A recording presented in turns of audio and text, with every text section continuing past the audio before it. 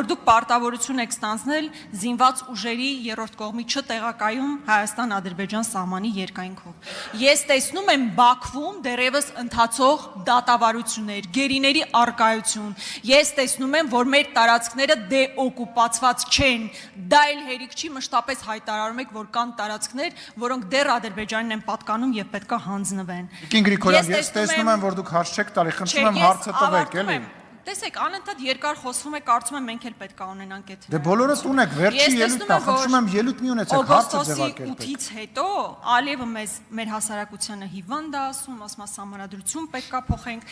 Ես չեմ տեսնում անվտանգության երաշխիքներ, անվտանգության մեխանիզմ, բացի նրանից, որ Տրամփն ասում է խնդիրը կզանգեք, դա ընդհանրապես բան չի, մոտեցում չի։ Եվ չեմ տեսնում ապաշրջափակում, բացի նրանից, որ մեղրիով պետքա ճանապարհ տրամադրվի։ Սա ուղղակի նախընտրական քարոզարշավ է, ուրիշ որևէ բան սա չի նշանակում։ Եթե օրինակ սրան արձագանքեք, ես հետո հարցադրումներ կհնչեցնեմ։ Եթե չեք արձագանքում, ես հարցերս հիմա կհնչեցնեմ։ Հիմա հարցը ուրեմն հնչեցնեմ։ Չէ, չկաղանջատեք բարձրախոս։ Շնորհակալություն։ Խնդրեմ, պարոն վարչապետ, համեցեք։ Որովհետև բայց ինչ ձև է, բայց ձեր արածը ինչ ձև է ուզում հասկանամ։ Շնորհակալ եմ։ Ասեք, բոլորն են ժամերով խոսում։ Շնորհակալ եմ։ Նույնիսկ հարց չտվեցիք։ Շնորհակալ եմ բոլորիցս։ Շնորհակալ եմ բոլորիցս։ Ես մի անգամ եմ հայտարարել, ավետել խաղաղության մասին։ Դա օգոստոսի 18-ի իմ ուղերձն է եղել, եւ ես դա հատուկ արել եմ ուղերձի ձևաչափով։ Դրանից հետո ես պատասխանում եմ լրագրողների հարցերին, պատգամավորների հարցերին եւ այդ ուղերձում ասել եմ, որ ինչքան հարց լինի, ես պատասխանելու եմ, որովհետեւ չկա այդպիսի հարց, որի պատասխանը չկա, եւ այսօր բազմաթիվ հարցերի պատասխան հնչեց։ Գերեվարվածների մասով, մյուս խնդիրների մասով, այո, այդ խնդիրները կան, եւ ես ասել եմ եւ Էլի եմ ասում, որ ամենօրյա աշխատանք է արվում այդ ուղղությամբ, ամենօրյա։ Եվ էլի եմ ասում, եկեք մի հատ հետ գնանք, հիմա ասում եք օգոստոսի 8-ը, ես ունեմ հասկանում, մեկ էլ ասում եք օգոստոսի 8-ը նախընտրական քարոզարշավ է։ Այսինքն լավ բան է դա։ Լավ բան է դա, փաստորեն։ Հասկանում եք, խելամիտ քաղաքական ուժը, մի հատ էլ ասում են կապիտուլյացիա։ Խելամիտ քաղաքական ուժը գալիս ասում է ժողովուրդ ես կապիտուլյացիա եմ արել նախընտրական լավ բան է այսինքն դա ինչ նախընտրական քարոզարշավ հիմա դուք դա լավ բան եք համարում թե չէ եթե լավ բան չի մենք նախընտրական քարոզարշավ ենք անում դրանով ուրախացեք որովհետև վատ բանով նախընտրական քարոզարշավ ենք անելու սրանից բխող հետևանքներով ինչ եք տխուր Եթե լավ բան է, մենք քարոզարշավ չենք անում, մենք այդ լավ բանն ենք անում։ Եվ այդ լավ բան, եւ ես ասում եմ, էլի բոլոր տեղերում հիմա, հա, եւ իմիջայլոց։ Ուզում եմ ասեմ նաեւ տեսեք։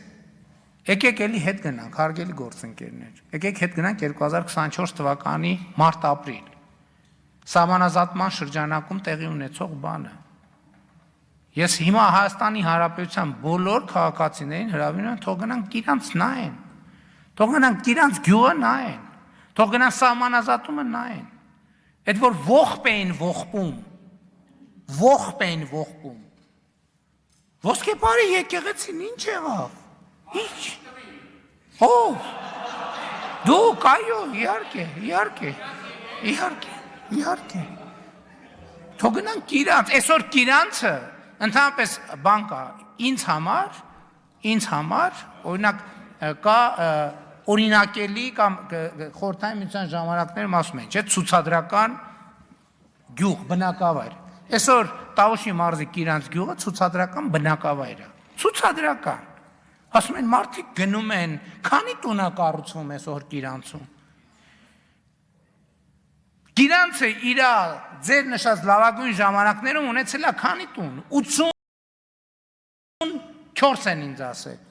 84 տուն է ունեցել իր լավագույն ժամանակներում Գիրանցը, այսօր 50 տուն է կառուցվում Գիրանցում, բա այդ ողբի հեղինակներ իրենց ողբի պատասխանը տալու են, Արձագանք, Մի րոպե, մեզ եք ողբի մեջ մեղադրում։ Վերջերս անկախության հռչակագրի արդիվ մի հատ հոդված է գրում, ստատուսա հոդվածը, չգիտեմ, ուղերձը։ Ասում եք զիջումներ չանելու հետևանքով ընդհանուր միտքս է, կարող եմ մեջ բերել նույնիսկ պատերազմի, այսինքն դուք գիտակցված մարդ տարել եք մեր պետությունը պատերազմի, ողբ եք կապել ամբողջ հայ ազգի վրա, ու դուք մեզ ինչ որ ողբի մեջ եք մեղադրում, սա բացառապես քաղաքական նախընտրական քարոզարշավ է, եթե ես գամ հիմա արդեն նրան ինչի մասին խոսում են, որովհետև դուք ստացել եք Տրամպի հետ նկար,